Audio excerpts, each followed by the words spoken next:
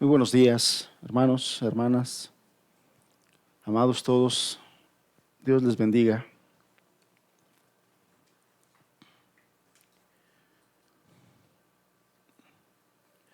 Qué bueno es que en tiempos como estos en los que estamos viviendo podamos tener momentos de reflexión, en los que podemos meditar en acciones tan gloriosas, tan trascendentes como es la salvación del hombre, como es la redención del alma. Insisto, y ya lo he repetido varias veces, y créame que sigo pleiteando con eso, el asunto de cómo este mundo nos gana en cuestión de afanes. Dice la Escritura, y de verdad que cada vez retoma más sentido en mí, cómo los afanes ahogan la voz de Dios, la palabra. Cuando el Señor Jesús dijo que los afanes ahogan la palabra, hemos de entender la palabra como la voz de Dios. La palabra es la voz de Dios. Y entonces los afanes ahogan la voz de Dios en nuestras vidas, que nos quiere hablar, que nos quiere ministrar, que nos quiere guiar, que nos quiere dirigir. Y sabe una cosa, el enemigo de nuestras almas también sabe eso, que los afanes ahogan la voz de Dios. Y como es el enemigo de nuestras almas, es nuestro adversario, ¿usted qué cree que va a hacer? Si él sabe que los afanes ahogan la voz de Dios en nuestras vidas, sabiendo eso, ¿qué cree usted que él va a hacer? Afanarnos, afanarnos, afanarnos por las cosas materiales en esta tierra, por los triunfos, por los éxitos, por el prosperar. Y no estoy diciendo que esté mal, no estoy diciendo que esté mal. Lo que estoy diciendo es que si no nos advertimos, si no nos estamos pendientes, listos, vigilantes, es que el enemigo de nuestras almas, sabiendo que los afanes ahogan la voz en nuestras vidas, y si la voz de Dios se ahoga en nuestras vidas, nosotros perdemos rumbo. Nosotros perdemos rumbo. Recuerde usted, esa es nuestra naturaleza es andar perdidos. Y lo que a nuestra naturaleza perdida le da rumbo y dirección es la voz de Dios. Pero si la voz de Dios se ahoga con los afanes, entonces cuando nosotros nos afanamos, nuevamente perdemos el rumbo. Y nuevamente nos volvemos a extraviar. Y volvemos a caer en cosas que en lugar de alejarnos de Dios, en lugar de acercarnos a Dios, nos alejan de Él. En lugar de ayudarnos a tener una vida más piadosa, nos llevan a tener una vida cada vez menos piadosa. En lugar de tener una vida más centrada en las cosas del reino de Dios, más en las cosas de la eternidad, nos llevan a estar pendientes más de las cosas terrenales, más de las cosas que no trascienden, que se van a quedar aquí. Y si no estamos vigilantes y atentos y cerca del Señor, oyendo su voz, nos afanamos. Nos afanamos. Y entonces descuidamos la palabra de Dios, descuidamos la oración, descuidamos los altares en el hogar, descuidamos los altares como iglesia, descuidamos el ministerio que como iglesia tenemos, descuidamos la comunión entre los hermanos, que el Señor a través del libro de los Hechos nos ha mostrado cuán importante es para Él la comunión entre los hermanos. Y empezamos a enrolarnos. Ayer venía platicando con mis hijos acerca de un tema que creo que es importante, y les decía yo a ellos, a mis dos hijos más chicos, les decía que si nosotros platicamos más con gente inconversa, a lo mejor muy buena gente, pero gente inconversa finalmente, que sus pensamientos no son los pensamientos de Dios ni de la Biblia, y estamos oyendo sus puntos de vista, sus filosofías, sus pensamientos, y estamos oyendo de repente, no sé, algo en el radio de una persona inconversa que habla de las filosofías de este tiempo, que habla de las ideologías de este tiempo y que está hablando del empoderamiento de la mujer, por ejemplo, que está hablando de que hay que dejar que los hijos naturalmente agarren su propia personalidad. Nosotros los cristianos, los cristianos que buscamos a Dios en la palabra, sabemos qué va a pasar con un niño al cual dejamos que desarrolle su propia personalidad así solitos, de manera natural. ¿Sabe qué es lo que va a pasar? Sí lo sabe, ¿verdad? Lo que dice la Biblia es que ellos buscan sus propias perversiones.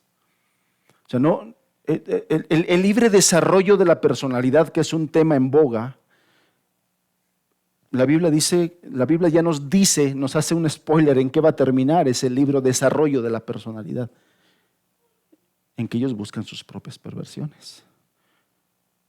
Por eso la importancia de darle tiempo de calidad a la instrucción bíblica de los hijos, de estar con ellos. Pero si nos afanamos, ya no nos da tiempo. Ya no nos da tiempo. Y entonces no es raro cuando los hijos crecen y ya tienen ideas contrarias a la palabra de Dios. Los afanes ahogan la voz de Dios en nuestras vidas, amados.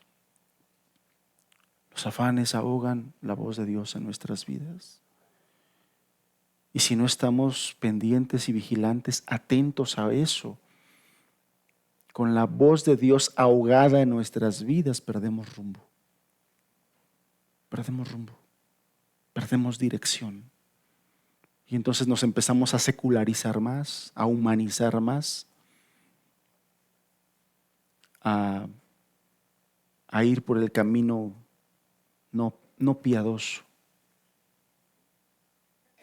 Y eso le está dando muy buenos resultados al enemigo de nuestras almas, que no quiere que prosperemos en nuestro cristianismo, que no quiere que la iglesia sea una iglesia gloriosa como la que estamos viendo en el libro de los Hechos. No quiere. Quiere que nos llenemos del pensamiento secular, humano. Mujer, empodérate.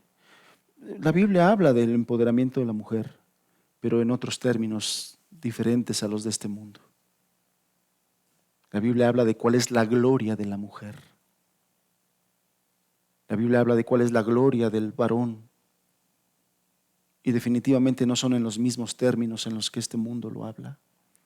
Hermanos, consideremos y tomemos muy en serio el tiempo que le dedicamos a Dios todos los días, y a las cosas de Dios todos los días, y a las cosas del reino de Dios todos los días. Consideremos qué estamos haciendo con el llamado que el Señor nos ha hecho a la vida eterna. Consideremos cuánto tiempo perdemos del reino de Dios por tener una mente secular, humanista, y no llenarnos del pensamiento de Dios. Una de las cosas que el estudio del libro de los Hechos nos ha dejado ver, entender, por lo menos en estos primeros 5 capítulos que ya estudiamos, ya terminamos el capítulo 5 del libro de los Hechos, hoy comenzamos el capítulo 6, y yo no sé usted, hermano o hermana, pero a mí me ha dejado muy claro el valor que para Dios tiene, y si tenemos en cuenta y traemos presente que Dios es la mente más perfecta, que no que Dios sea inteligente, sino como lo dice Proverbios, la inteligencia mora con Él. O sea, Él es la inteligencia, Él es la sabiduría. Y si para Él, que Él es la sabiduría, el asunto de la comunión en la iglesia y cómo esta primera iglesia se estaba desarrollando, O sea, ¿qué es lo que vemos en esos primeros 5 capítulos? El reino de Dios era todo para la iglesia.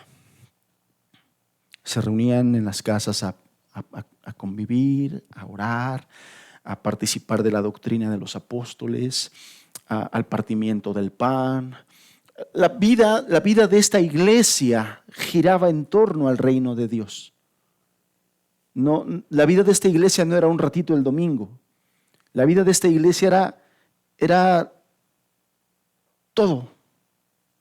Y como seres humanos tenían que vivir, tenían que trabajar, tenían que atender sus negocios, tenían que vivir. Pero no le dedicaban su vida a eso y un ratito a las cosas de Dios. El día de hoy yo entiendo que los tiempos han cambiado y que los trabajos el día de hoy son tan demandantes. ¿Por qué? Pues porque los dueños de las empresas, porque los dueños de los negocios que contratan, que ofrecen trabajo, los mismos gobernantes, nuestro gobierno no es un gobierno cristiano, cristocéntrico, no lo es. Y entonces, pues los trabajos que ofrecen son esclavizantes, ¿no?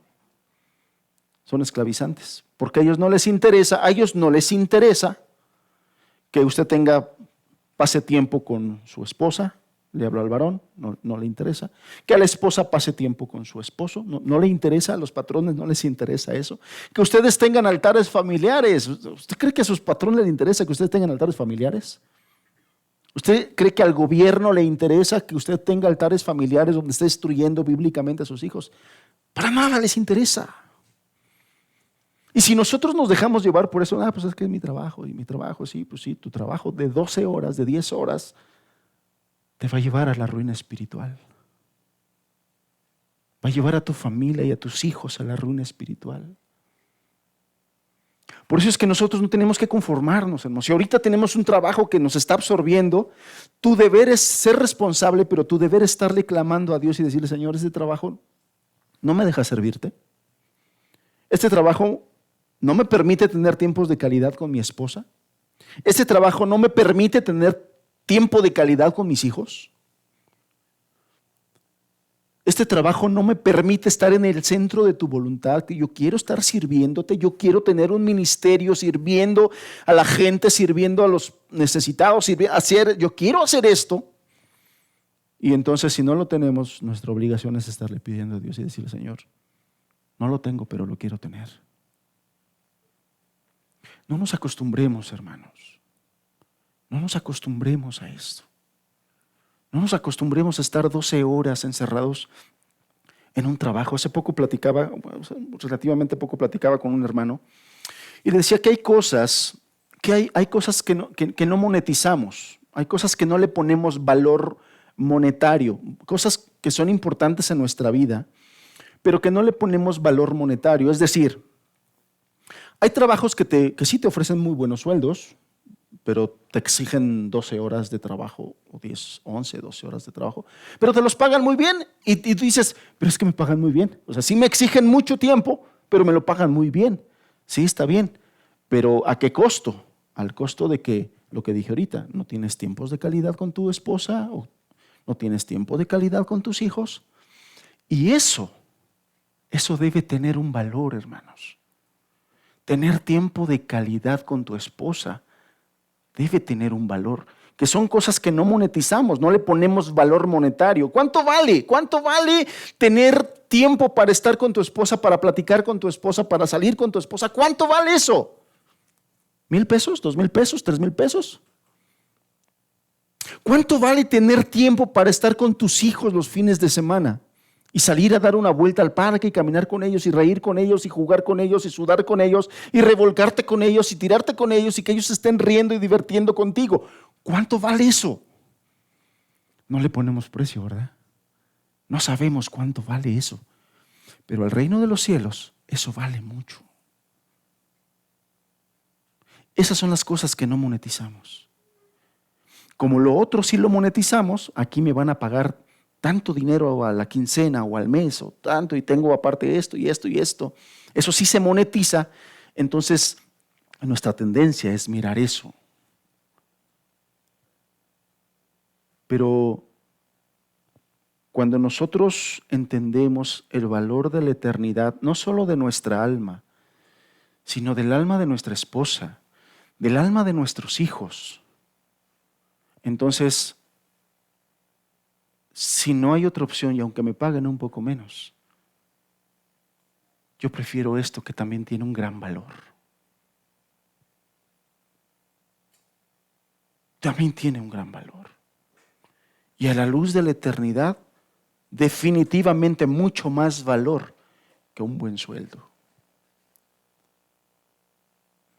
Porque el enemigo de nuestras almas nos está poniendo ese anzuelo, hermanos, y estamos cayendo. ¿Quieres vivir bien?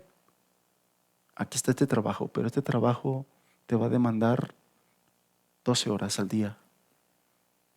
Y te va a dejar, además, tus fuerzas te las va a dejar exprimidas. Tu salud te la va a dejar exprimida, de tal forma que cuando llegues a tu casa después de esto no tengas ganas de nada, ni de platicar con tu esposa, ni de jugar con tus hijos, no te va a dejar ganas de nada. Decía un hermano cuando yo estaba en las granjas trabajando que así era un trabajo así, esclavizante, me decía, te deja como un limón de fonda.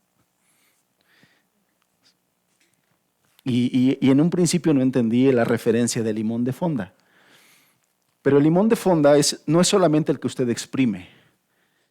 Como creciera el número de los discípulos, hubo murmuración de los griegos contra los hebreos, de que las viudas de aquellos eran desatendidas en la distribución diaria.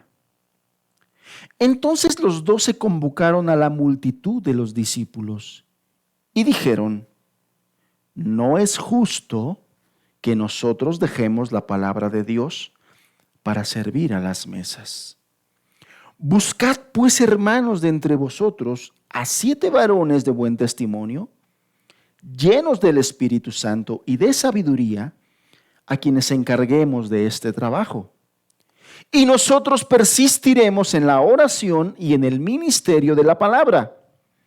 Agradó la propuesta a toda la multitud, y eligieron a Esteban, varón lleno de fe y del Espíritu Santo, a Felipe, a Prócoro, a Nicanor, a Timón, a Pármenas y a Nicolás, prosélito de Antioquía, los cuales presentaron ante los apóstoles, quienes orando les impusieron las manos. Oramos. Señor, haz provechosa nuestra estancia aquí, Dios, en el estudio de tu palabra y de esta porción específicamente de tu palabra. Edifícanos, háblanos, aliéntanos y guíanos a vivir conforme a tu voluntad, Señor. Te lo pedimos en el nombre de Jesús. Amén, Señor. El capítulo 6 comienza diciendo en aquellos días, nos da una referencia de tiempo. Y vaya, no es difícil entender que cuando dice ahí aquellos días, precisamente se está refiriendo a aquel momento específico que se estaba viviendo desde el capítulo 3, capítulo 4 y capítulo 5. O sea, todos esos capítulos desde el 3 al 5 es el mismo momento, es el mismo suceso. Eso estaba sucediendo en esos días y entonces Lucas se está refiriendo a ese momento. Y recordaremos que estaba sucediendo en aquellos días por la predicación del Evangelio y el poder de Dios respaldando la predicación. ¿Qué es lo que estaba pasando? Lo que estaba pasando es que se añadían a la iglesia los que habían de ser salvos. Usted recordará, ya había 3,000 hermanos, ¿no? que se sumaron a los poquitos que estaban en ese aposento alto orando, buscando a Dios. Se derrama el Espíritu Santo, Pedro da su primer sermón y como resultado de aquel primer sermón se convierte en 3,000 personas. Ahí sí, mujeres, hombres y jóvenes se convierten, 3,000 entre todos ellos, que se suman a los que ya había. Algunos cuentan alrededor de 500 discípulos que tenía el Señor cuando Él ascendió al cielo. Entonces, más o menos 3,500. Después viene la segunda predicación a partir del capítulo 3 y dice que se le convierten 5,000 varones. ¿no? La iglesia estaba creciendo, el número de los discípulos estaba creciendo y entonces las necesidades, ante este incremento de los discípulos, la necesidad de una mejor organización se hizo patente. Porque según algunos estudiosos de estas partes de la Escritura, lo que nos dice es que nuestras sumas de 5,000 más 3,000 más 500 no nos dan 8,500, porque la última, que eran 5,000 de solamente varones, lo deja muy, muy ambiguo. Más o menos los cálculos de algunos estudiosos del número de discípulos que había en aquella iglesia de Jerusalén sobrepasaba los 20,000 discípulos. No me imagino, yo no me imagino pastorear una iglesia de 20,000 discípulos, solamente de discípulos, 20,000, más de 20,000 discípulos, que definitivamente era una iglesia que estaba impactando la ciudad. Varias veces le he mencionado que la ciudad de Jerusalén era una ciudad relativamente pequeña. Una ciudad pequeña como la de Jerusalén en aquellos tiempos, con una iglesia de 20,000 discípulos, definitivamente estaba impactando. Pero ese número estaba generando una necesidad de una mejor organización. Y a eso se refiere estos primeros versículos del capítulo 6. Cómo Dios dirigió a los apóstoles para hacer frente a esa necesidad de una mejor organización. Fíjese que como ha sido la historia del cristianismo, siempre hay diferentes opiniones, diferentes paladines que defienden una cosa o defienden otra. Y en la historia del cristianismo ha habido quien ha dicho que los cristianos dejan de actuar como cristianos cuando se organizan. ¿Se da una idea de este pensamiento? Los cristianos dejan de actuar como cristianos cuando se organizan. ¿Por qué? Porque algunas personas piensan que la iglesia debe ser totalmente dirigida por el Espíritu. Y bueno, en principio ese pensamiento está bien. La iglesia tiene que ser dirigida por el Espíritu, pero lo que ellos están dando a entender es que no puedes tú plantear algo como organización, como planeación, porque eso ya es contrario al Espíritu. Ellos dicen que el Espíritu tiene que fluir y que las cosas se tienen que ir haciendo así como va, así como va, ¿no? Que en el momento el Espíritu te va a decir cómo hacerlo y cómo así. Hay quienes piensan y hay asumido esa postura.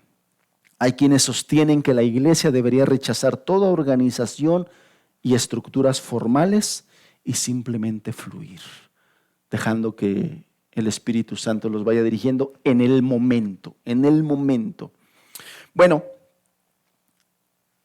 ese modelo, un modelo suelto y vaya, si rechaza la organización, entonces cuando no hay organización, la tendencia es que haya o exista desorganización. Esto es incongruente al carácter de Dios. Pudiera sonar muy espiritual. Deja que el Espíritu te dirija. Suena muy bonito, ¿no? Suena así como que muy espiritual. Pero donde no hay organización, hay una incongruencia con el carácter de Dios y nosotros lo vemos de una manera muy sencilla en su creación. El Señor no dejó las cosas sueltas a que fluyeran nada más. Él dejó leyes que organizaron todo el universo. Al día de hoy ese pensamiento progre, ese pensamiento absurdo, ¿no? Ahorita, por ejemplo, está en boga, se lo traigo aquí a la mesa y le traigo mis quejas, ¿no? El día de hoy el gobierno está promoviendo que los niños en las escuelas, ustedes los no prohíban a ir a los niños con cabello largo, con cabello pintado, que los dejen fluir libremente en su desarrollo de personalidad. Eso es, no pongan leyes. Eso es exactamente lo que... Y el CONAPRED, que es una institución progre de este gobierno, que es una institución en contra de la discriminación, se va a ir contra las escuelas que sancionen a los niños niños varones que vayan con cabello largo o con cabello pintado. Se va a ir en contra de ellos, porque es discriminación. Esta gente no entiende que las leyes son necesarias, que es necesario el orden. Que si el orden, simplemente si no existiera el orden en el universo, nosotros no existiríamos. ¿Sabe usted que el mar tiene una ley y tiene una orden? Tiene un orden que hace que no se salga de sus litorales y que no se salga de las playas. Sí, ¿sabía usted eso?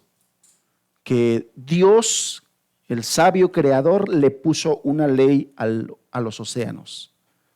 ¿Qué pasaría si esos océanos no tuvieran esa ley y ese orden? Todos los días estuvieran saliendo del mar.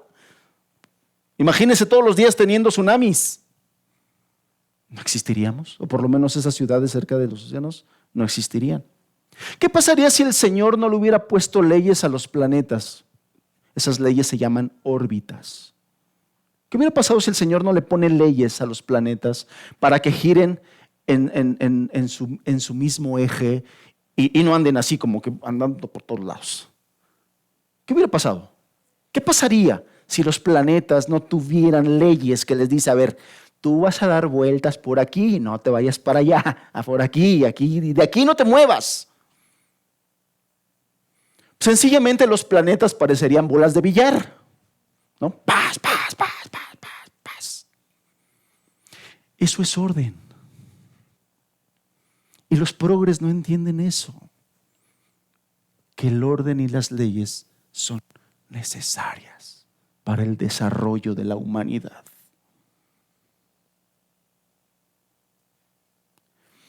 Pero sus cabecitas no entienden eso.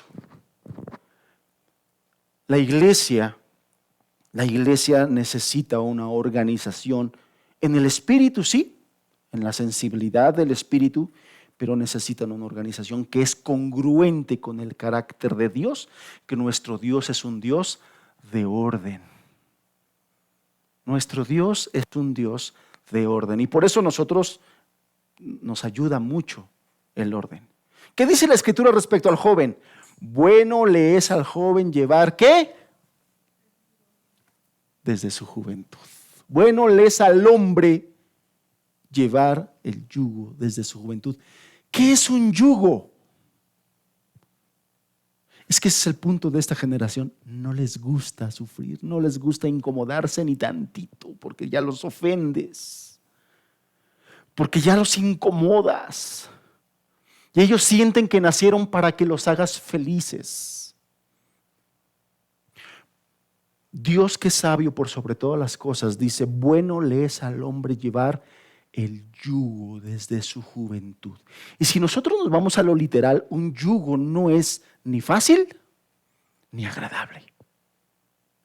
Pero Dios dice que es bueno, porque da formación, da carácter.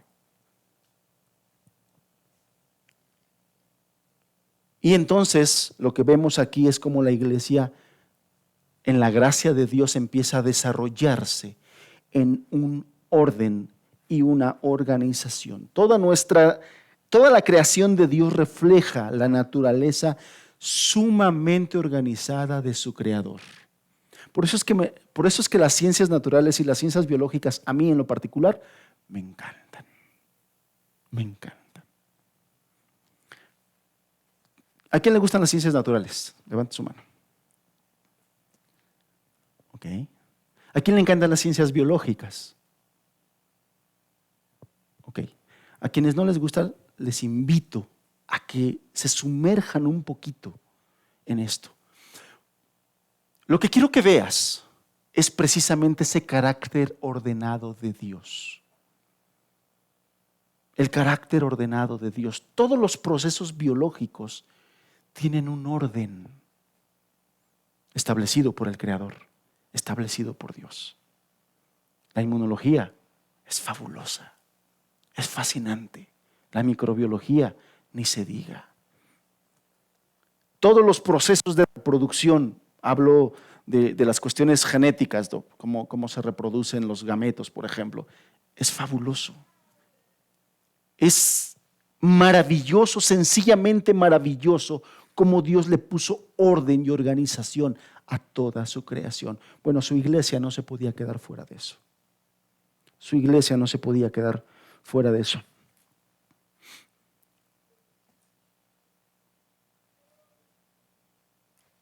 Así como hay estos que dicen que en la iglesia no debe haber organización, también existe el otro extremo. Este otro extremo estructuraría a la iglesia como una corporación, como un corporativo, como una organización completa con cuadros organizativos detallados, descripciones de empleo, juntas, comités y subcomités. Todo un corporativo rígido en sus estructuras y esperan que el Espíritu Santo opere dentro del rígido marco que esta organización ha construido. Y los que piensan así rechazan cualquier propuesta, por audaz que sea, novedosa, y su argumento será: es que nunca antes hemos hecho algo así. Siempre lo hemos hecho así y así nos ha funcionado. Ese es exactamente el otro extremo de los que dicen que no, nada de organización. Estos quieren organizar absolutamente todo y no hay opción de salirte de esos marcos organizativos. Estas personas tienden a subestimar la fortaleza de la nueva naturaleza que Dios ha dado a sus hijos y el poder del Espíritu Santo. Entonces, estos extremos, los dos, están equivocados, son antibíblicos. Porque la iglesia no es una corporación, no es una organización, como lo dicen los testigos de Jehová. La organización Watchtower, la organización de los testigos de Jehová. Señor Jesucristo no vino a crear una organización, Él vino a crear una iglesia que es un organismo vivo. Porque esta iglesia, este organismo vivo, tiene una unidad orgánica, viva, como un principio de vida que es operativo, ya que todos los miembros que conforman esta iglesia tienen una relación viva con su cabeza, que es Jesucristo. Entonces la iglesia, amados, no es una corporación ni una organización tampoco, es un organismo vivo. Y así como todos los organismos vivos requieren una estructura y una organización para funcionar, la iglesia también lo necesita. Y en estos capítulos nosotros vemos el crecimiento explosivo de esta iglesia, pero ese crecimiento explosivo había traído una necesidad, la necesidad de organizarse mejor. Ya esta iglesia de alguna manera se encontraba organizada, es decir, a su medida ya tenían cierta organización, es decir, ellos ya llevaban un conteo, por lo menos al principio, de cuántas personas se convertían, de cuántos miembros había, ¿no? Allá en el capítulo 2, alguien llevaba el registro de cuántos se convirtieron. En el capítulo 4, alguien llevaba el registro de cuántos miembros había en la iglesia. O sea, había cierta organización. Tenían lugares específicos de reunión, tenían ciertos horarios de reunión, ¿no? Ya en el capítulo 3, cuando menciona que Pedro y Juan iban a cierta hora al templo a orar, mencionamos en aquel momento que esa era la hora en la que los hermanos acostumbraban ir a orar.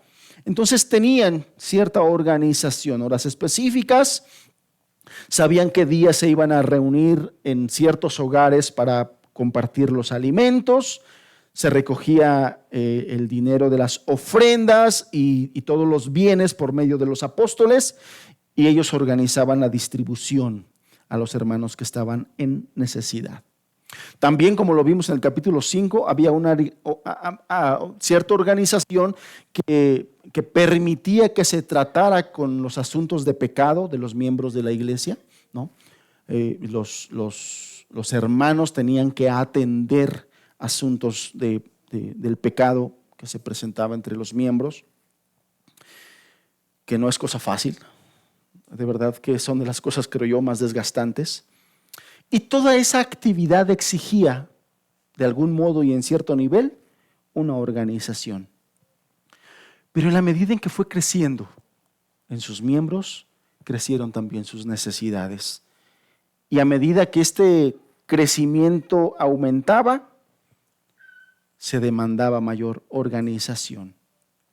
Y en este capítulo, capítulo número 6, se nos ilustra ese principio importante. La organización de la iglesia bíblica debe responder siempre a las necesidades y a lo que el Espíritu está haciendo. Es decir, que la organización de la iglesia va a ir creciendo en función del crecimiento que el Espíritu vaya dando a la iglesia misma.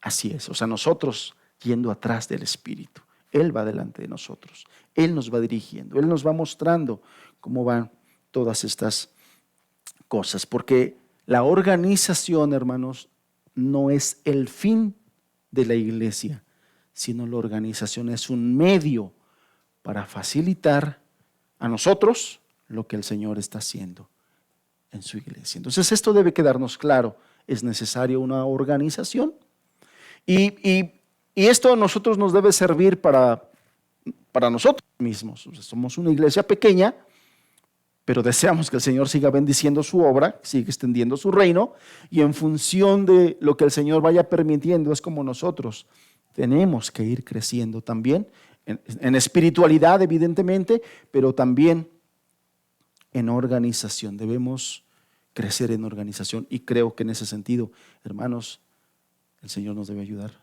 a seguir creciendo porque nos hace falta. Aquí en este capítulo, Hechos 6, la iglesia enfrentó su primer crisis organizacional y fue un asunto serio. Y aquí para eliminar el problema, que era un problema potencialmente, que potencialmente podía terminar en una división de la iglesia, los discípulos, los apóstoles, dirigidos por el Espíritu Santo, pudieron observar, pudieron razonar que lo que se ocupaba en ese momento para solucionar ese problema potencialmente dañino para una iglesia en crecimiento y bendecida por el Señor, era organizarse mejor. Era organizarse mejor. Y entonces de esta primera reunión que vemos aquí descrita en este capítulo, de esta primera reunión organizacional, vamos a ver que se destacan algunas cosas. Hay mucha información en estos primeros versículos. No me voy a centrar ni voy a ser muy profundo en todos porque si no, no vamos a acabar en esta reunión. Pero de manera general los voy a mencionar y yo creo que las siguientes reuniones vamos a profundizar ya en aspectos específicos. Vamos a leer Hechos 1, verso 1 y verso número 2. Hechos 1, verso 1 y verso 2.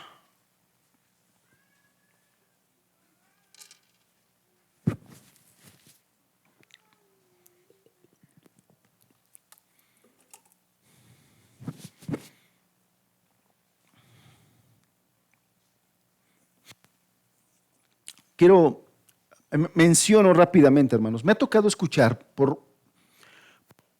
parte de miembros de la iglesia que cuando se plantea una organización dentro de la iglesia, o sea, organizarnos de mejor manera, me ha tocado escuchar quien dice, es que quieren organizar la iglesia como si fuera una empresa, haciendo alusión de que no se necesitan tantas organizaciones. Bueno, parte de lo que Dios nos muestra en estos versículos es que la iglesia no es una empresa, definitivamente no es una empresa, lo acabo de decir, es un organismo vivo, pero como organismo vivo requiere organización. Y bueno, Dios nos pone el ejemplo y nos muestra en su palabra que acorde a su carácter organizado, serio y ordenado, la iglesia también necesita ser un organismo organizado y ordenado. Dice verso 1, en aquellos días como creciera el número de los discípulos, hubo murmuración de los griegos contra los hebreos, de que las viudas de aquellos eran desatendidas en la distribución diaria. Verso 3. Entonces, verso 2 dice, entonces los 12 convocaron a la multitud de los discípulos y dijeron, no es justo que nosotros dejemos la palabra de Dios para servir a las mesas. Buscad, pues, hermanos, de entre vosotros a 7 varones de buen testimonio, llenos del Espíritu Santo y de sabiduría, a quienes encarguemos este trabajo, y nosotros persistiremos en la oración y en el ministerio de la palabra. Vemos entonces cómo en esos días, inmediatamente después del crecimiento exponencial de los discípulos, del número de los discípulos, surgió un problema relacionado con ese rápido crecimiento. Les decía yo, no se sabe exactamente cuánto había crecido la iglesia, pero hay quienes calculan que para ese momento y para ese tiempo se hablaba de más de 20,000 integrantes en la iglesia de Jerusalén. Y era una iglesia con 20,000 integrantes sin grupo de WhatsApp. No tenían un grupo de WhatsApp que el día de hoy pues, nos ha ayudado mucho. Sin página de Facebook. No tenían medios masivos de comunicación. Y los problemas de liderazgo y administración asociados con una congregación tan numerosa eran enormes. Esos problemas empezaron a hacerse patentes. Y solo el mero hecho de suplir las necesidades espirituales de la iglesia ya era una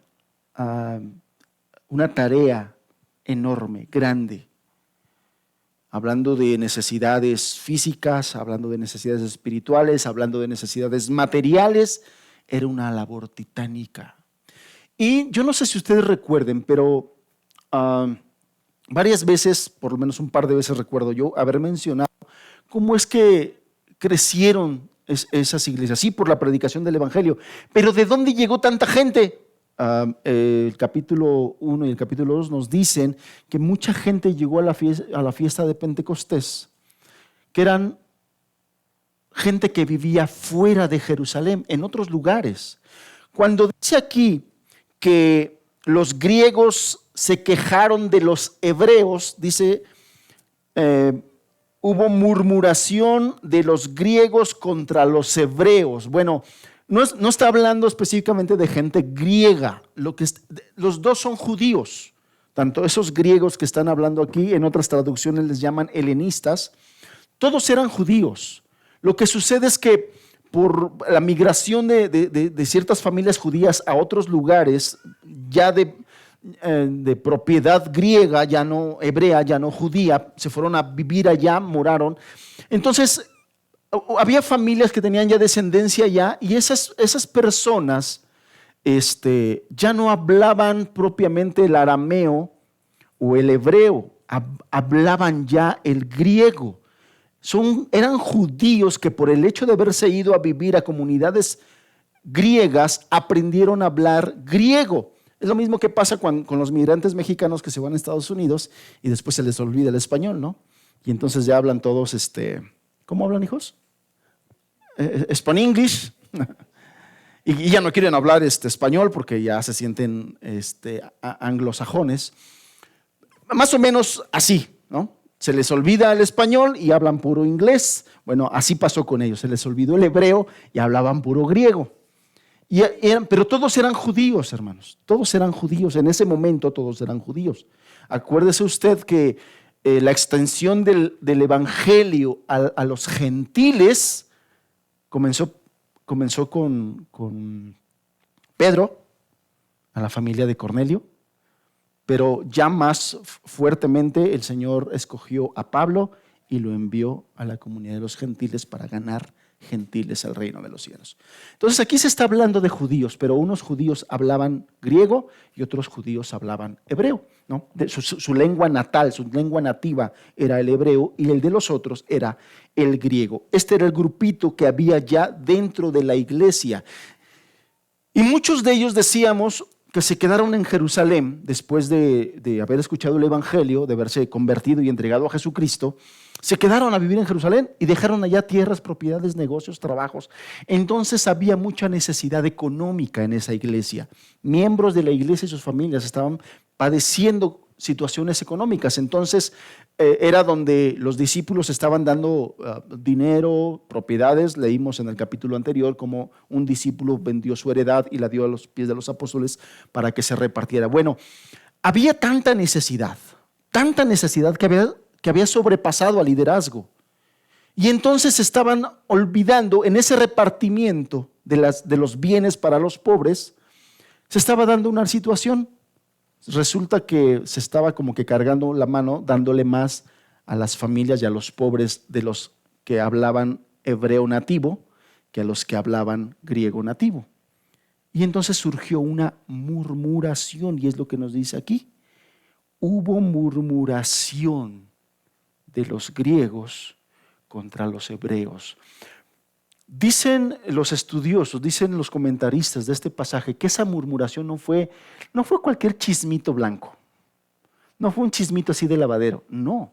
Realmente había un espíritu inconforme, molesto dentro de estos grupos de hermanos de lengua nativa griega. Realmente estaban molestos, que había un conato de división en la iglesia.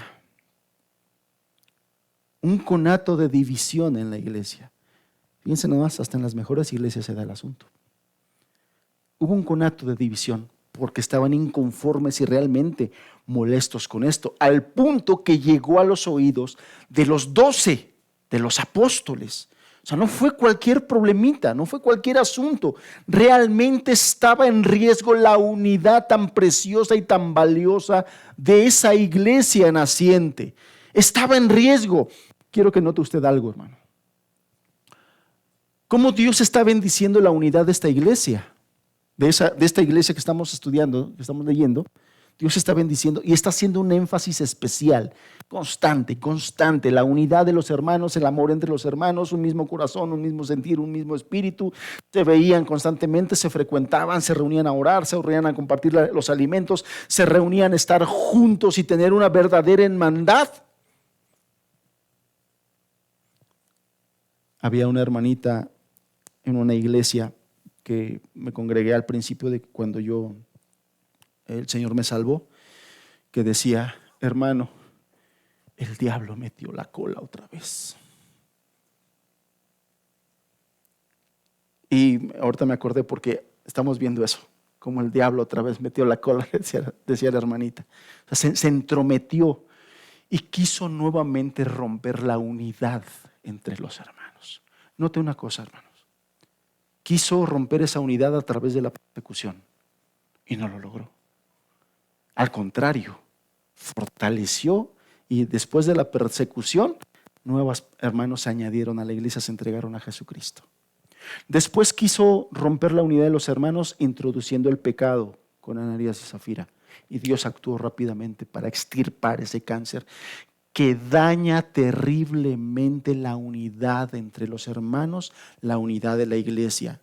Nota, hermanos, el pecado daña la unidad de la iglesia. Cualquier tipo de pecado que practiques tú, que no seas honesto, que no busques ayuda para ser liberado, para ser corregido, para que salgas de esa caída, de esa práctica. Si no buscas ayuda, entiende una cosa, de todas las consecuencias que tú ya sabes que viene por la práctica del pecado, por la contristación del Espíritu en tu vida, además dañas la unidad de la iglesia, dañas la unidad entre los hermanos. Por eso es que el Señor actuó rápidamente cuando el pecado se infiltró con Ananías y Zafira. Rápidamente actuó. Y nuevamente aquí vemos pecado, murmuración. Y ese pecado de murmuración es de los más frecuentes, hermanos. Cuando estudiamos el libro de Santiago, el Señor nos advirtió a todos los que estamos aquí, o a la mayoría de los que estamos aquí, a tener cuidado con nuestra lengua. Porque la lengua es un pequeño miembro de nuestros cuerpos, pero cuántos problemas tan grandes ocasiona por no cuidar lo que decimos, por no cuidar lo que hablamos o la forma en que lo decimos. nuevamente el diablo quiso romper, afectar lo que Dios estaba haciendo a través de esa iglesia y pone una situación así. Usando a discípulos para quejarse contra otros. Yo te quiero recordar, ¿y qué es lo que estamos viendo, hermanos? En las mejores iglesias pasan situaciones de conflicto, pasan situaciones de problemas. O sea, no te extrae.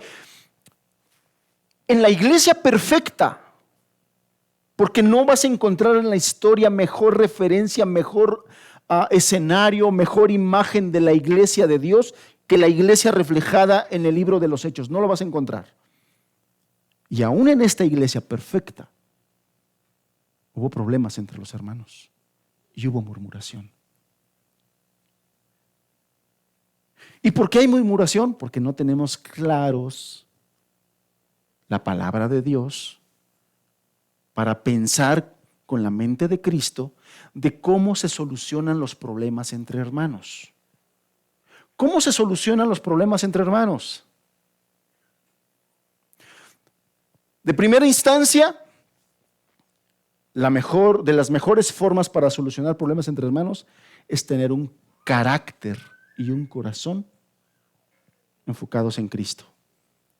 Porque cuando tú tienes un corazón enfocado en Cristo, no te vas a hacer la víctima. Ay, me dijo, me hizo, me miró feo.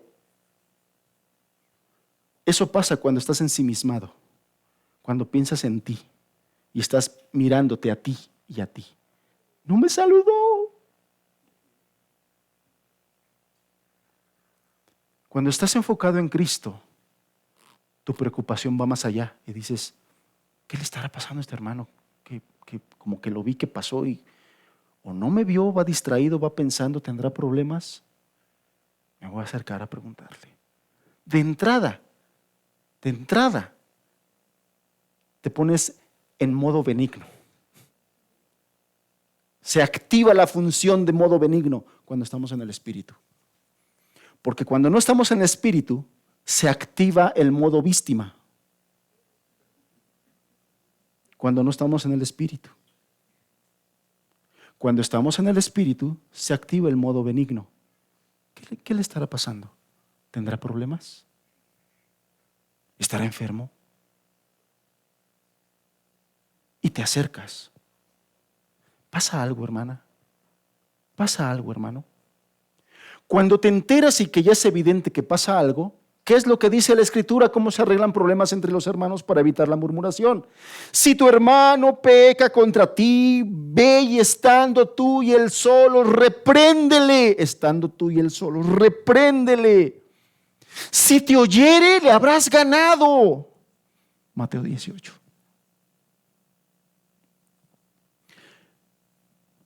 Cuando estamos en el Espíritu, cuando estamos en el modo benigno, en modo espiritual, hermanos. Cuando no estamos en modo espiritual, queja, amargura, murmuración. Actúas carnalmente. Y sucedió en esta iglesia de Dios, en esta iglesia tan bendecida por el Espíritu, sucedió. Y murmuraron. Estos hermanos de lengua nativa griega murmuraron contra los hermanos de lengua nativa hebrea. Murmuraron, se quejaron.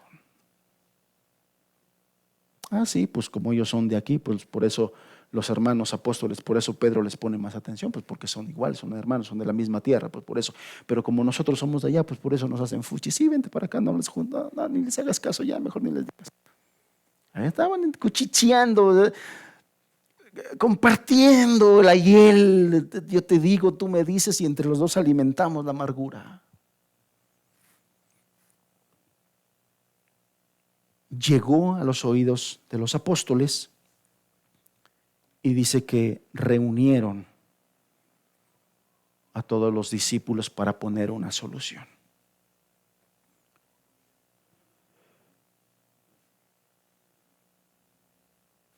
Ay, me distraje con ese ruidito que está sonando.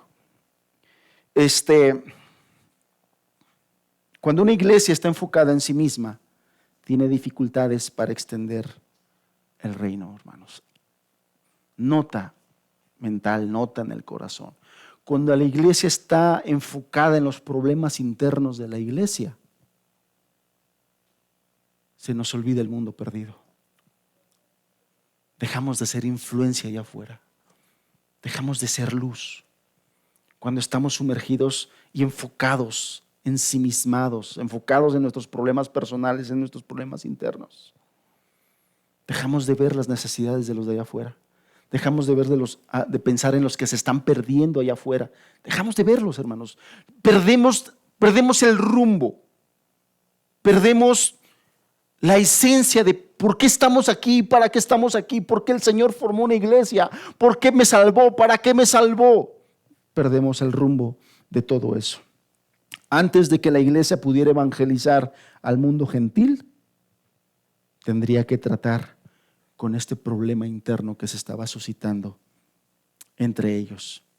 Y esta fue la necesidad que impulsó a la iglesia a buscar una mejor organización.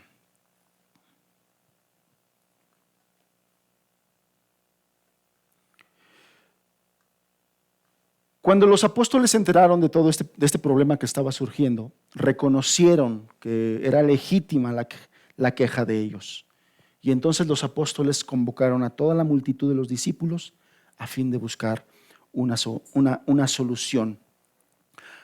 Pero algo se nota aquí. En ese crecimiento exponencial de discípulos y por ende de necesidades, ellos reconocen, los líderes, los apóstoles, hermanos, aquellos hombres tan usados por Dios, tan bendecidos por Dios, reconocen sus limitaciones y reconocen que ellos mismos ya no tenían tiempo para manejar esa situación. Y de ahí es donde ellos expresan: no es justo. No es justo que nosotros dejemos la palabra de Dios para servir a las mesas. Y no podía faltar, quizá no iba a faltar o no faltó, no lo sé. Pero en situaciones así, aquel discípulo poco entendido de cómo opera Dios, para decir, pues entonces, ¿para qué están ellos? Pues si son los pastores, ¿no? Ellos tienen que atender todas estas necesidades. El asunto es que Dios no piensa así. El asunto es que Dios no mira las cosas así. Y como esos hombres ministrados por el Espíritu Santo, estaban ministrados por el Espíritu Santo, las palabras son muy sabias. No es justo que nosotros dejemos la palabra de Dios para servir a las mesas. ¿Qué pasa, hermanos, cuando un movimiento en el Espíritu, que comienza en el Espíritu, que comienza orando, que comienza buscando a Dios, que comienza pidiéndole y poniéndole todas las necesidades y esperando que Él responda, buscando a Dios? ¿Qué pasa cuando esa situación que comienza así, buscando a Dios, por los afanes y por las tantas necesidades, ahora nos olvidamos de eso, de pedirle a Dios y nos enfocamos precisamente en las necesidades? Pasa lo que pasó en la iglesia de los Gálatas. Lo que comienza en el Espíritu termina en la carne. Lo que logramos orando y pidiéndole a Dios, ahora la queremos hacer en nuestras fuerzas, con nuestros brazos. Y las cosas no funcionan, porque no funcionan así. Gran sabiduría hay en esto cuando los apóstoles dicen: no es justo que nosotros dejemos la palabra de Dios para servir a las mesas. Participar en esos detalles de servir alimentos, manejar asuntos de dinero, alejaría a los apóstoles de su verdadero llamado o de su llamado original. Y ellos claramente, dirigidos por el Espíritu, dijeron que ellos se enfocarían en la oración y en el ministerio de la palabra. ¿Por qué? Porque estos hombres sabían perfectamente cuál era su prioridad. Que su prioridad era estar con Dios, que su prioridad era hablar con Dios, que su prioridad era predicar la palabra, que su prioridad era enseñar la palabra, estudiar la palabra. Y sin embargo, ellos no dejarían que nada los presionara ni los distrajera de esos deberes. Así que la resolución y la solución que ellos encontraron ministrados por el Espíritu es: ustedes sirven a las mesas y nosotros servimos a la palabra. Esa fue la solución de Dios ante una situación y un problema como este. Hermanos, toda iglesia que quiera trabajar en el pensamiento de Dios, o sea, conforme al pensamiento de Dios, conforme a la Escritura, tiene que funcionar así. El liderazgo tiene que estar enfocado como su principal prioridad en buscar a Dios.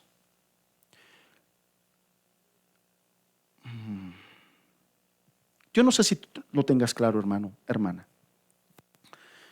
En la estructura que Dios pone en una iglesia, donde el Señor mismo, como lo dice Efesios 4, que el Señor establece hombres para la edificación del cuerpo de Cristo. El Señor establece ministerios, hombre, para la edificación del cuerpo de Cristo. ¿A dónde crees tú que principalmente van a ir dirigidos los dardos y los ataques del enemigo de nuestras almas?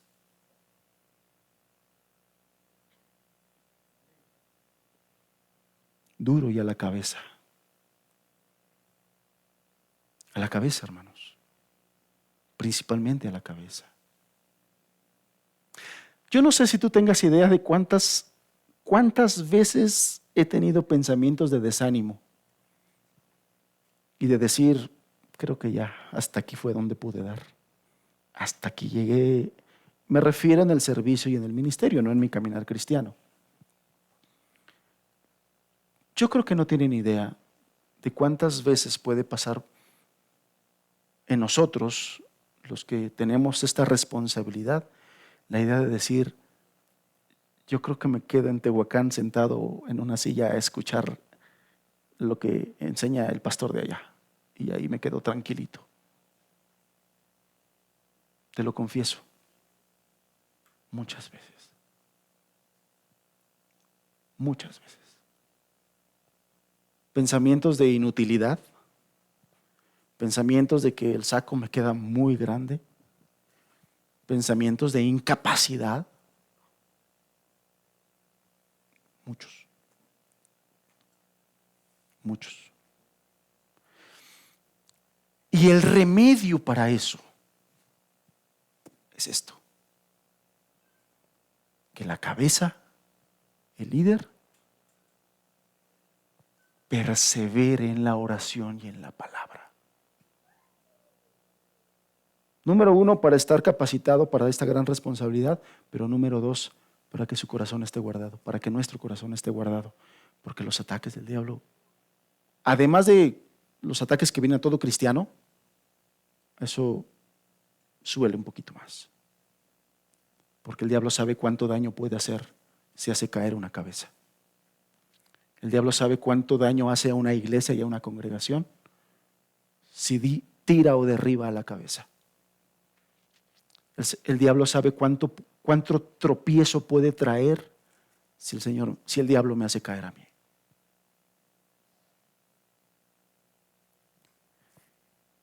Y la salvaguarda que el Señor pone es que el liderazgo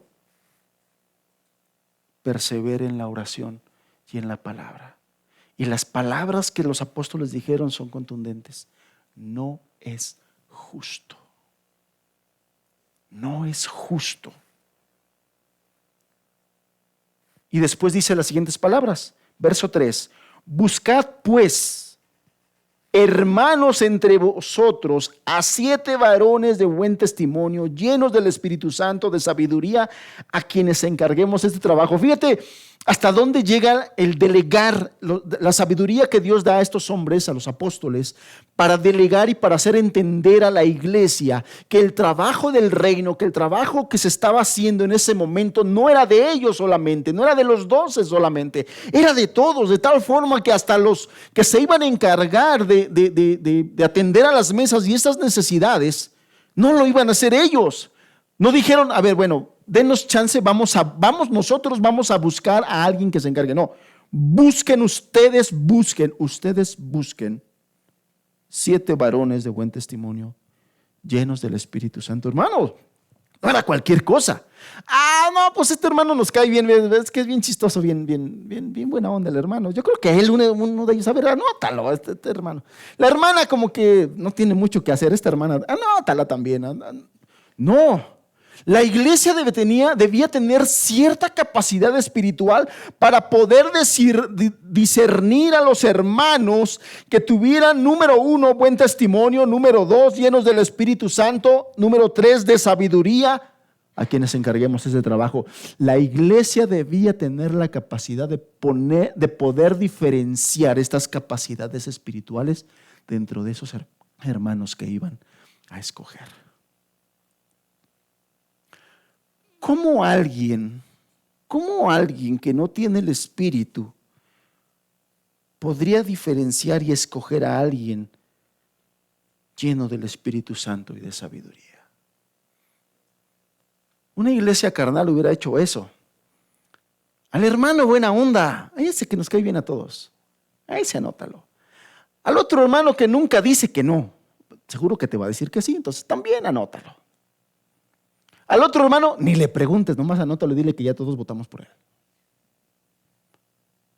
No, era algo tan serio que los apóstoles lo que les dijeron es, solamente estas características pedimos. Buen testimonio, llenos del Espíritu, llenos de sabiduría.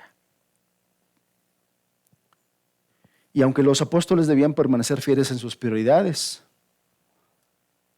el problema persistía y tenía que haber una solución. Este importante ministerio necesitaba supervisión y debía hallar a otros que lo hicieran. Y entonces toda la iglesia debía buscar de entre sus propias filas. Esto es importante. O sea, no es, fíjense, buscad pues, hermanos, de entre vosotros. O sea, debían ser miembros de la iglesia. Y debían ser miembros de la iglesia local, además. No, pues sube ahí en la página de Facebook un letrero que se solicita pastor. A ver, ¿quién quiere entrarle al asunto? A ver de dónde venga, pues a lo mejor viene por ahí de Chihuahua, de Zacatecas, pues a ver, pues que venga aquí a Puebla. No, hermanos. Qué responsabilidad de crecer nosotros crecer. De que crezcas, hermano. Y específicamente este texto está diciendo, busquen varones. No menosprecia a la mujer. De hecho, el libro de los Hechos en otros pasajes, si lo vamos a ver, muestra claramente el provecho de mujeres espirituales y piadosas, de cómo fueron una bendición en la extensión del reino de los cielos. Pero específicamente en este texto del cual estoy hablando, aquí la indicación es, dentro de esta iglesia, busquen varones con estas características. ¿Qué implica esto, hermanos? Que los miembros de esta iglesia tenemos que crecer espiritualmente. Que Dios espera que dentro de los varones de esta congregación te levantes como un varón de buen testimonio. No de buen testimonio los domingos aquí, de buen testimonio en tu casa primeramente, de buen testimonio en los lugares donde te conocen, te llevas, de buen testimonio. La necesidad de levantarnos aquí como varones de buen testimonio. Hermano, si te has estancado en tu vida espiritual, medita y considera esto que estamos hablando. El Señor espera que te levantes como un varón de buen testimonio para poder ser útil en su reino. Útil en su reino.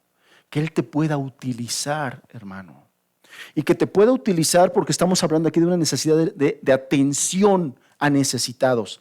Esta iglesia particularmente, lo hemos dicho muchas veces, nos hace falta crecer y extendernos hacia esas áreas en las que todavía no hemos podido llegar y todavía no hemos podido alcanzar. Ministerios en hospitales, ministerios en universidades, ministerios en las calles, en las plazas.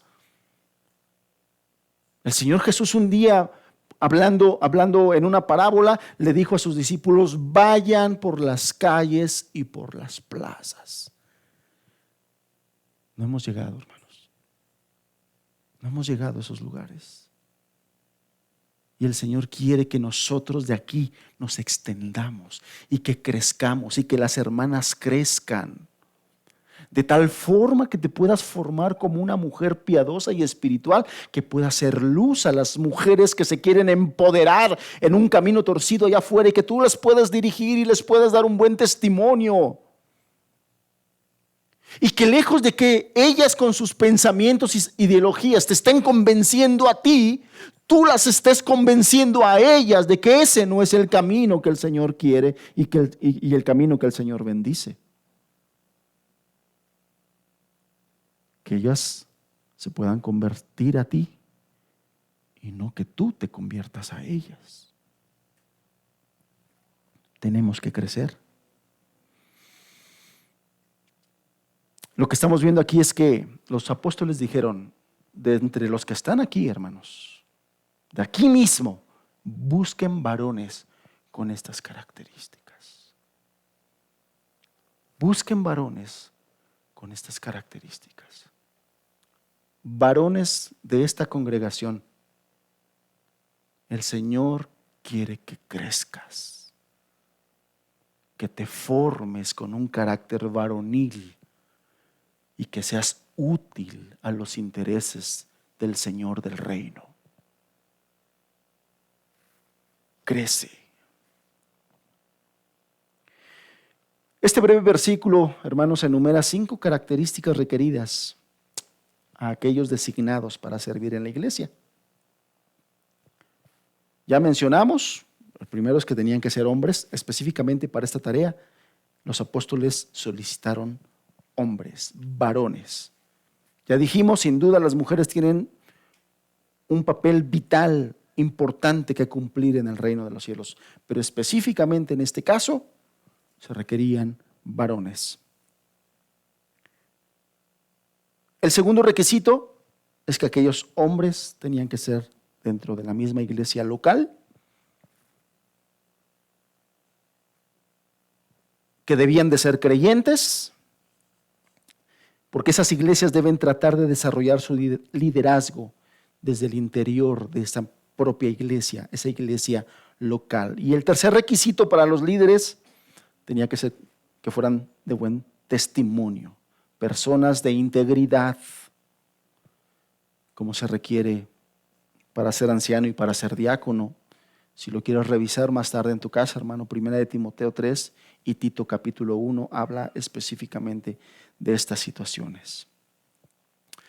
Lo que está diciendo aquí, hermanos, es que los servidores debemos ser ejemplo de devoción para las personas que nos miran, que nos observan, que nos escuchan.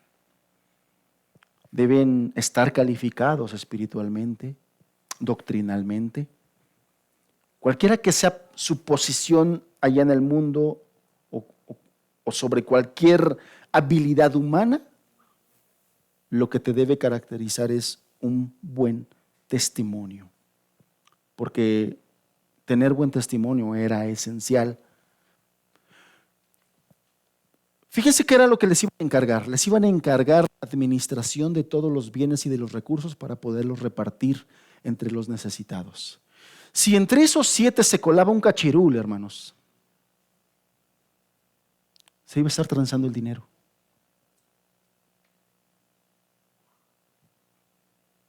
¿Puede pasar? Pues claro, le pasó al Señor Jesús. Ahí estaba Judas. Y la Biblia denuncia a Judas diciendo que era ladrón y que sustraía de la bolsa del dinero. Porque era necesario para servir las misas, porque era necesario varones de buen testimonio. ¿Por qué no cualquier hermano? porque era una responsabilidad muy alta y porque específicamente en este caso iban a manejar recursos, dinero. ¿Sabe usted cuál es el dicho allá en el mundo acerca del dinero?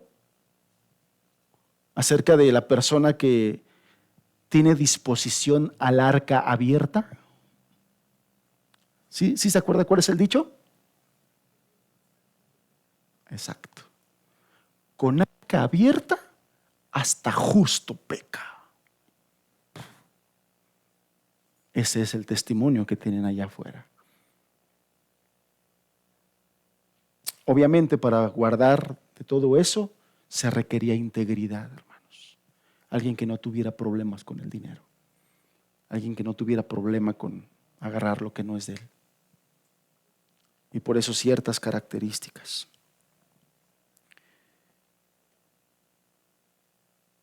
Y el último requisito es que ellos tuvieran sabiduría. ¿Qué implica tener sabiduría, hermanos? ¿De dónde viene la sabiduría? Primeramente, el temor de Jehová. ¿Qué es el temor de Jehová? ¿Tenerle miedo a Dios? No. Cuando se habla de tenerle temor a Dios, se habla de tenerle sumo respeto. Sumo respeto. Un respeto muy alto, muy elevado. Cuando una persona tiene un respeto muy alto y muy elevado a Dios, ¿qué es lo que va a hacer entonces con la Biblia? Le va a tener un respeto muy alto, muy elevado a la Biblia. Pero ese respeto muy elevado a la Biblia se traduce en no ignorarla. Estar de cerca a ella, poniéndole atención a lo que dice. Cuando tú lees de manera descuidada, de tal forma que terminaste de leer el capítulo y no te acuerdas qué cosa leíste, tú no estás teniendo respeto a la Biblia. Yo no sé, pero muchas Biblias dicen, en su portada dicen, Sagrada Biblia. No porque el libro tenga algo de sagrado en sí mismo, es sagrado por la relación que tiene con el que dijo estas cosas. Porque Dios es santo. Y todas las cosas que tienen relación con un Dios santo son sagradas. Cuando tú lees la Biblia de manera descuidada o escuchas un sermón de manera descuidada, tú no le estás teniendo respeto. Entonces, la sabiduría incluye conocimiento bíblico, conocimiento doctrinal. Hermanos, insisto en esto y cada que me toca compartir, creo que lo digo, y cada que me toque compartir lo voy a decir. Porque vivimos tiempos muy peligrosos de mucha ideología sutil, ideología del diablo. No ignores las maquinaciones del diablo, porque una maquinación es un plan perfectamente estructurado y de manera sutil. Y las ideologías el día de hoy, humanas y diabólicas, son tan diabólicas que son muy sutiles, que se parecen a lo que Dios pudiera decir, pero no es lo que Dios dijo. Que no se te olvide, el diablo no se presenta como ese ser grotesco que te presentan en las películas o en los libros. El diablo se presenta como ángel de luz que puede deslumbrar a muchas personas. Y también dice el Señor Jesús que se iban a presentar falsos cristos que engañarían, aun si pudiera ser, a los elegidos. Y por eso es que muchos cristianos están yendo con las ideologías de este mundo disfrazadas. Porque están tan disfrazadas, están muy bien disfrazadas, que dicen, amén, Señor. Pues eso no es lo que dice la Biblia. Pero este fenómeno se está dando por desconocimiento doctrinal, por ignorancia de la palabra de Dios. Y por eso te ganan. Y por eso te ganan. Porque oyes más las ideologías de este mundo que la palabra de Dios y la voz de Dios. Y por eso entonces tu formación se está yendo hacia allá.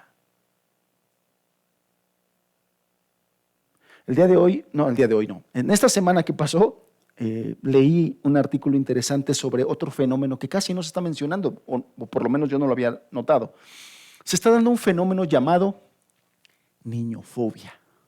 ¿Alguien había escuchado acerca de la niñofobia? Bueno, vivimos en tiempos donde la niñofobia está teniendo auge. ¿Qué es la niñofobia? El desprecio a los niños. La forma más marcada es el aborto. El aborto es la forma más marcada de la niñofobia, al punto de hacer marchas para solicitar que sea un derecho el que la madre pueda asesinar a su hijo en el vientre. Esa es parte de la niñofobia en la forma más cruda en que se presenta. Pero hay otras formas. De tal manera que hay, por ejemplo, restaurantes donde ya hay leyes donde no se permiten la entrada a niños. Pero es un restaurante, se me fue el término, ¿cómo se dice? Amigable con los animales. O sea, es pet friendly. Pet friendly, ok. Su perro sí puede pasar, pero su hijo no. Así de ridícula está esta sociedad. Así de ridícula. O sea, su perro sí puede pasar, ¿eh? Bienvenido, perro, tenemos un lugar para ti, pero su niño no pasa. Así de loca está nuestra sociedad. Aerolíneas. Hay gente que está exigiendo a las aerolíneas que hagan vuelos exclusivos de adultos. No quieren niños. ¿Por qué no quieren niños? Si llora el niño, no lo quieren soportar. Las jovencitas de 19, 20 años se están ligando las trompas de falopio porque no quieren tener hijos. ¿Sabe cuál es lo peligroso? Que si las jovencitas cristianas no forman su mente y sus decisiones en la palabra de Dios, va a haber señoritas cristianas que digan, yo no quiero tener hijos. El día de hoy estamos viviendo un fenómeno en la iglesia. Los jóvenes cristianos no se quieren casar. Cuando en mi generación nos tenían que agarrar, espérate, tranquilo. Cuando yo llegué a Tehuacán y le hablé con el pastor, le dije, hermano, pues yo quisiera ya con la hermana, que me diera chance de... Me dijo, espérate, pues acabas de llegar. Y dije, bueno, sí pues, pero... Pues, en mi generación era así. Espérate, tranquilo, aguántate tantito. Y ahora no. Ahora no se quieren casar. Eso es el resultado de la ideologización progre por sobre la doctrina cristiana. Ese es un resultado, hermanos. Ay, no, viva la libertad. Para estar como mis papás peleándose, pues mejor me quedo aquí como estoy.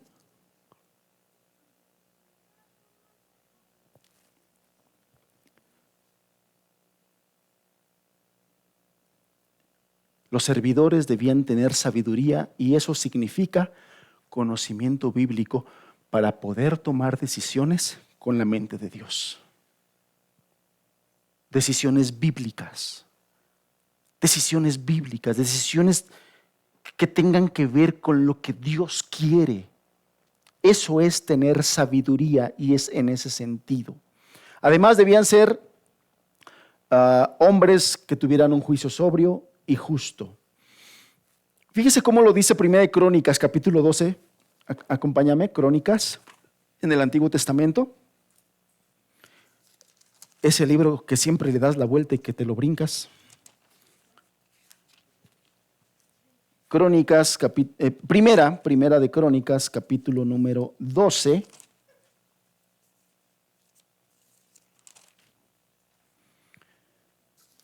Dice el verso 32.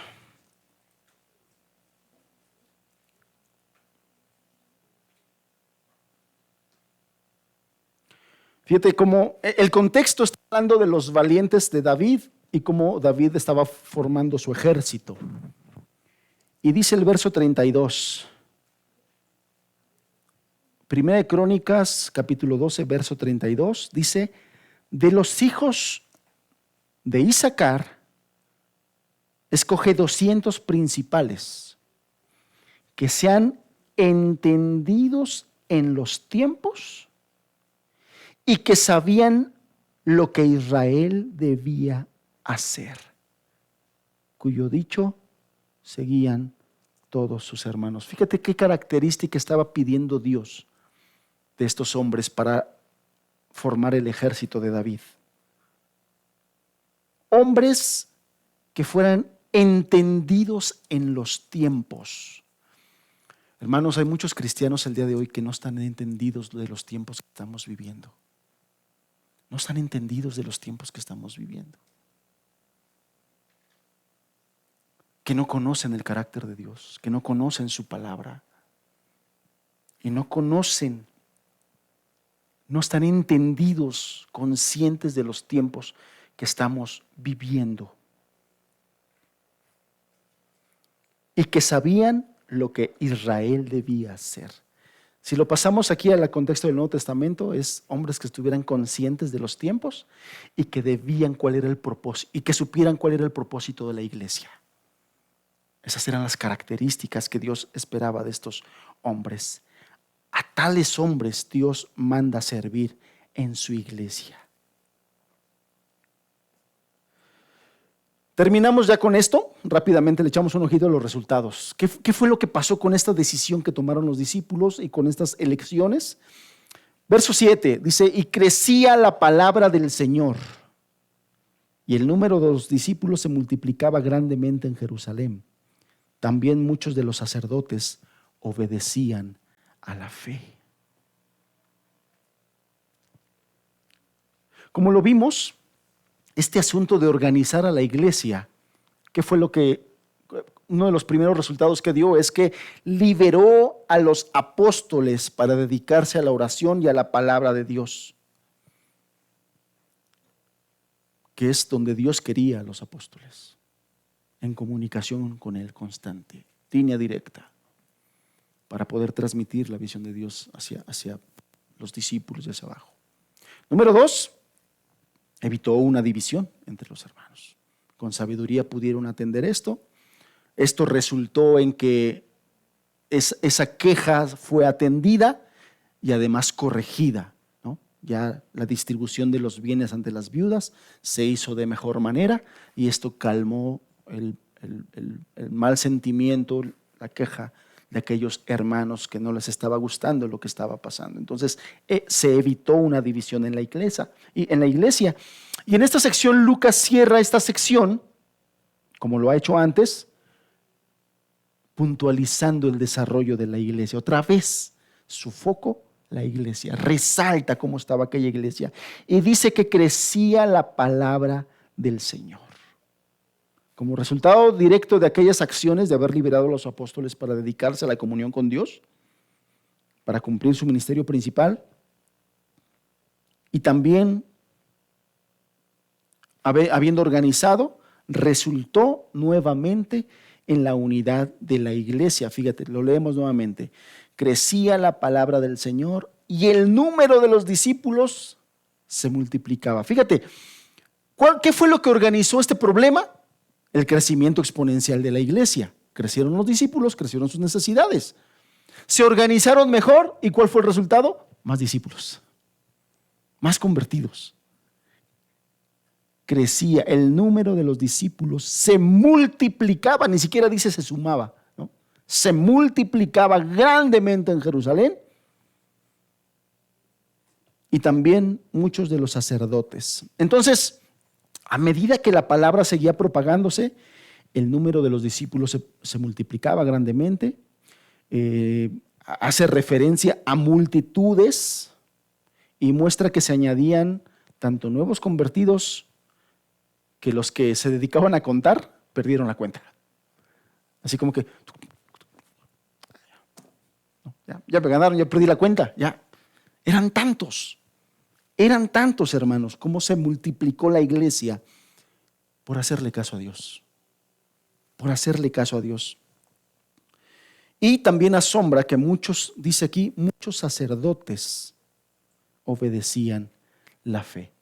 No hace referencia a los sumos sacerdotes, no hace referencia a ellos, ni miembros importantes del concilio, pero sí una gran cantidad de sacerdotes, vamos a llamar así, sacerdotes rasos. O sea, había, aparte de los sumos sacerdotes importantes y miembros del concilio, había otros que también eran sacerdotes. Bueno, muchos de esos sacerdotes obedecían la fe. El evangelio se extendió, hermanos. El evangelio se extendió.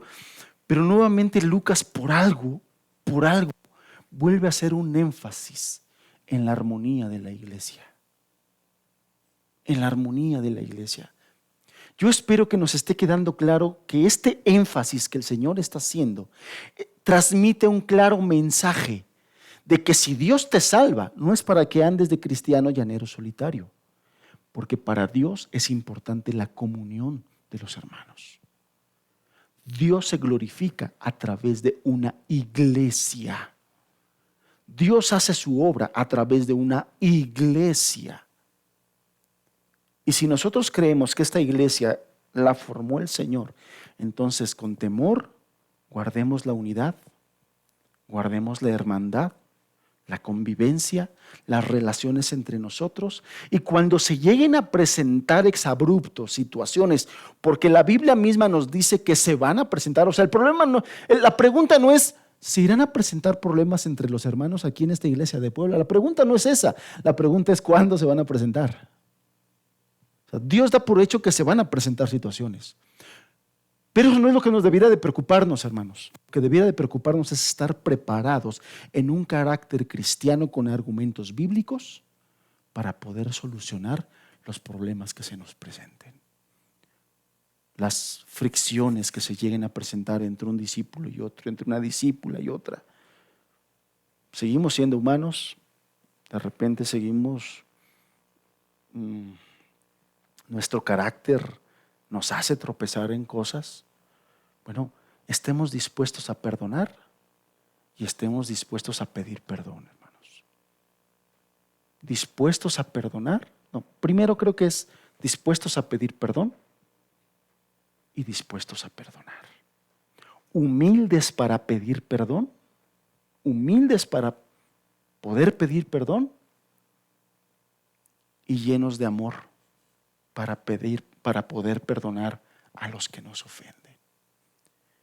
Y que el Señor nos ayude y que el Señor nos bendiga para poder brillar como Él quiere que brillemos como iglesia. Y a mis hermanos varones, Dios nos habló hoy de manera muy directa y franca, hoy a nosotros. Levántate porque el Señor te quiere usar. Levántate porque el Señor te quiere usar. Amén. Vamos a cerrar nuestros ojos. ¿Qué te deja este mensaje de hoy, hermano, hermana? ¿Qué te deja este mensaje? ¿Qué te habla el Señor hoy? Antes de que lleguemos allá mañana, el día lunes, a los quehaceres, a los trabajos, a las responsabilidades que nos inundan, que nos avasallan y que nos distraen. Antes que lleguemos al día de mañana, que los afanes se presentan. Medita hoy. ¿Qué quiere el Señor de ti? ¿Qué quiere el Señor de ti? Medita en lo que te dije en la mañana en un principio. ¿El enemigo de tu alma te está afanando, te está poniendo la tentación y estás cayendo en el afán?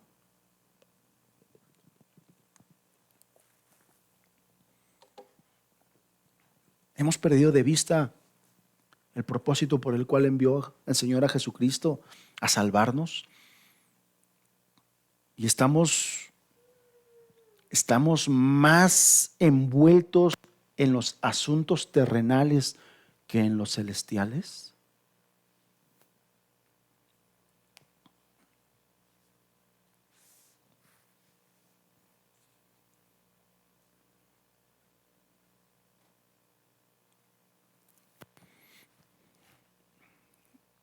Hermano Pepe,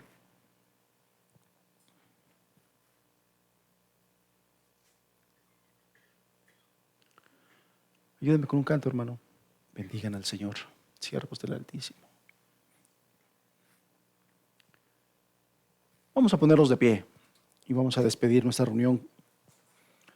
En lo que Dios nos habló hoy, en lo que estamos meditando de manera específica, particular, y en este canto, que me parece muy importante. Este primer canto que cantamos al inicio, bendigan al Señor, siervos del Altísimo. Bendecir, hermanos, bendecir a Dios va más allá que pronunciar unas palabras. De decir bendito sea, Señor. Va más allá de cantarle un canto. Bendecir al Señor es renovar nuestros votos de consagración. Porque además es un canto exhortativo a los siervos del Altísimo. Hermanos, en base a lo que hacemos y a lo que nos dedicamos, ¿estamos siendo servidores del Altísimo? ¿Somos servidores del Altísimo?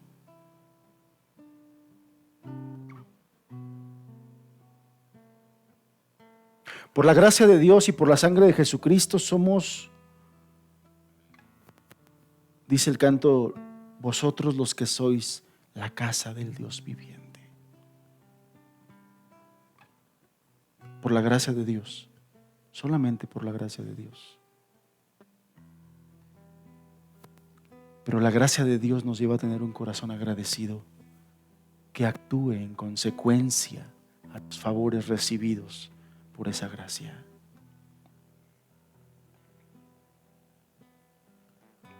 Bendigan al Señor, siervos y siervas del Altísimo.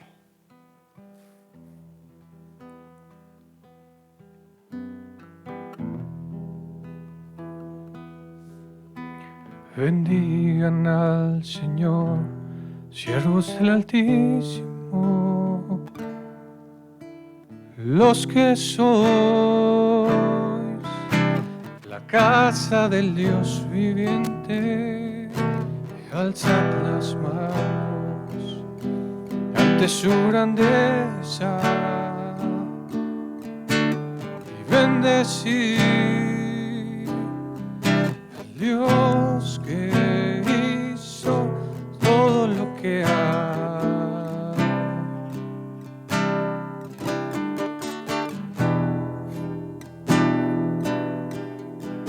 Bendigan al Señor, siervos del Altísimo, los que sois la casa del Dios viviente, alzad las manos ante su grandeza y bendecid al Dios que hizo todo lo que hay.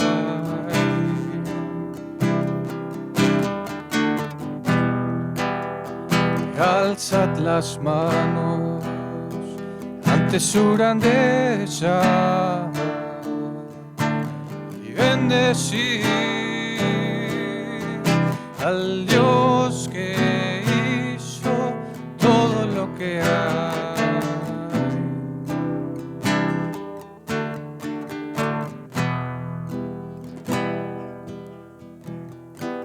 Señor,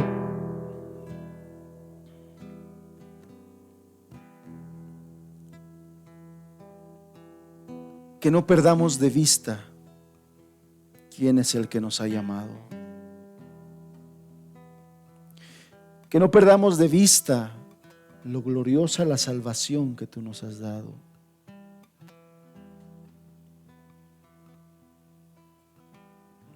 Que tengamos presente a quién servimos. Al Dios de los cielos, al Señor de las naciones.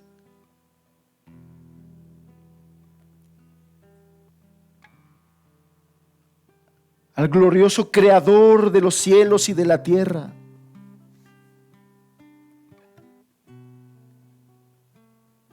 Que es un privilegio poderte servir, Señor. Que es un privilegio poderte llamar Señor y Padre. Que es un privilegio el que nos has dado de poder ser tus hijos, de poder ser tus siervos y servidores. Señor, tú nos has dado el mismo espíritu que pusiste en estos hermanos. Oh Señor, ¿por qué vivimos como si fuera algo menos? Un espíritu menor, un beneficio menor, una salvación menor. Ayúdanos a vivir consagrados, en consonancia, Señor, con lo glorioso que es el llamado que tú nos has hecho y la salvación que tú nos has dado. Porque grande es tu nombre, porque digno tú eres, porque eres el Señor, porque eres el Rey, porque eres el Creador, porque eres el glorioso Dios vivo y verdadero de los cielos y de la tierra.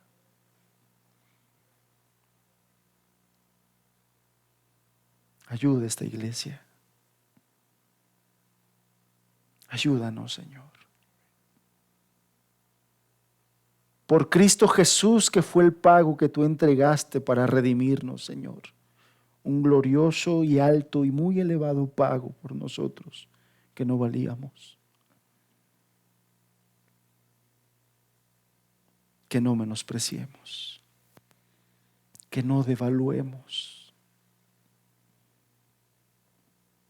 que no caigamos tampoco en las artimañas del diablo, Señor, afanándonos con las cuestiones terrenales. Libéranos de eso, Señor, para poderte servir libres, libres en el corazón y libres en nuestra mente, Señor, que anhelemos más estarte sirviendo a ti que estar sirviendo al faraón.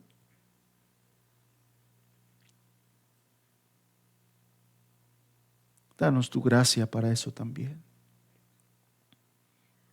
En el nombre de Jesús, Señor. En el nombre de Jesús.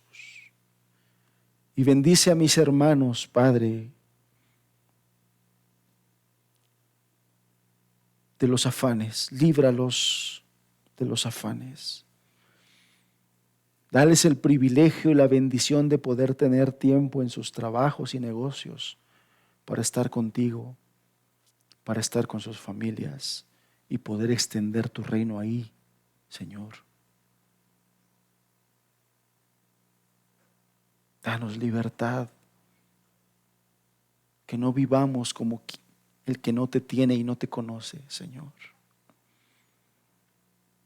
Que no vivamos como aquellos cuya esperanza está en su trabajo, en lo que gana, en su dinero. Que no vivamos como ellos. Que no pensemos como ellos. Tú has renovado nuestra vida y nuestra mente, Señor. Ayúdanos a tener la mente de Cristo. Renueva nuestra mente, transfórmala a través de tu palabra. Te lo pedimos, Señor, en el nombre de Jesús. En el nombre de Jesús. Amén.